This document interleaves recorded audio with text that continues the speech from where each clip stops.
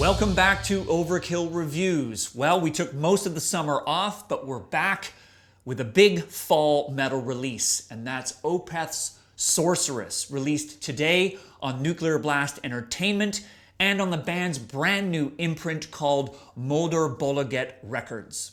Now, as many of you know, Opeth formed way back in 1990 in Sweden as a fairly straightforward death metal band, but over the years have evolved into basically becoming a progressive rock band. So let's see where leader Mikael Åkerfeldt takes us on Sorceress.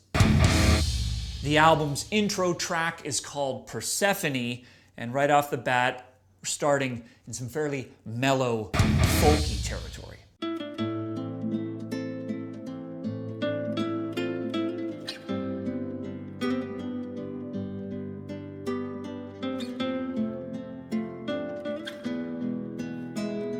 After that brief opening track, the band moves into the title song called Sorceress, and it kicks off with some real jazz fusion-inspired riffing.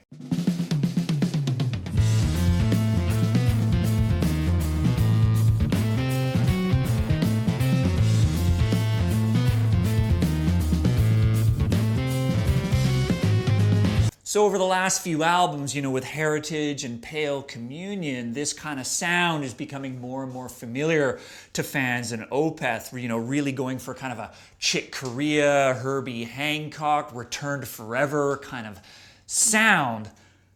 But then they go here.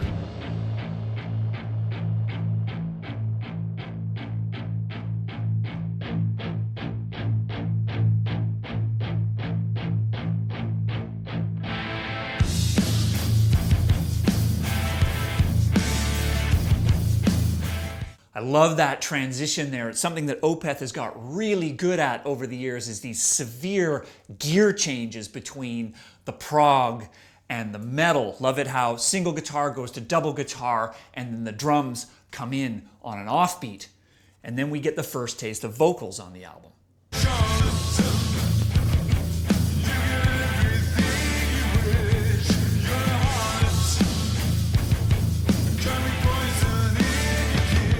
What I'm hearing there is some really cool and interesting ways of capturing Mikael's vocals. Very big, very upfront. And also the lyrics are notable on this record.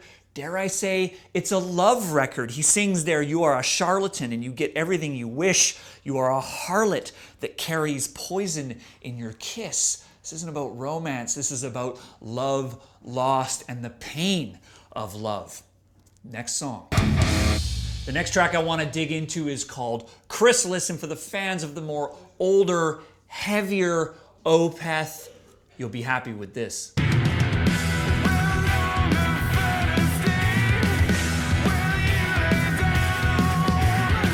So this is by far the heaviest track on the album, and by far is my personal favorite. But for those of you who are wishing that Åkerfeldt would go back into the death growl range in his vocals, it's not going to happen. And not only that, but really Mikael is expanding his vocal range, and for me is the real highlight on this record. But there's also some pretty fantastic playing too.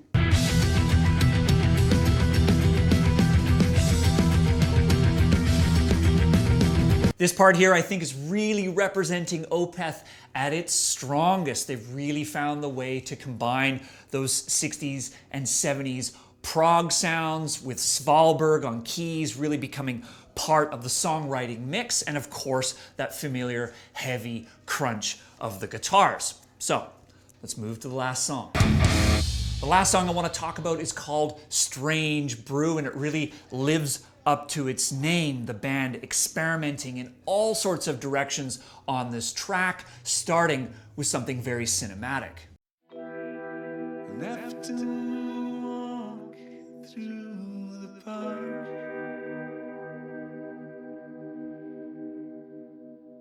In the press leading up to this record, Åkerfeldt has mentioned that he was hugely inspired by the composer Will Malone, who worked on some of the early Sabbath records and a whole roster of big pop stars. And maybe there's a film score in Mikael's future. But never fear, prog fans, Michael knows how to steer things right back into Mahavishnu territory.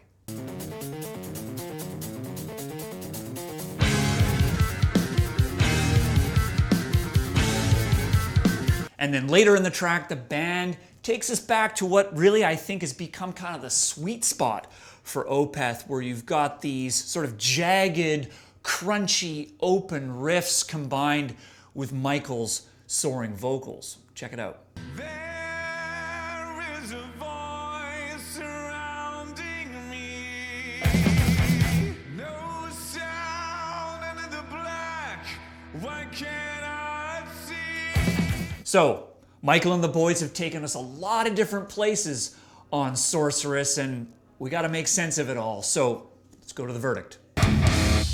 Okay, Opeth is a band that's been around for a long time. This is their 12th record, and we can argue about the different chapters of their career. But the way I see it is Blackwater Park was a culmination of their first death metal period. Then up to Watershed was when we started to get this real mixture of prog and folk and jazz, with metal still retaining the death growl vocals. And now on the last 3 records, the band has moved fully away from the metal vocals, and we're fully into this prog rock era of the band.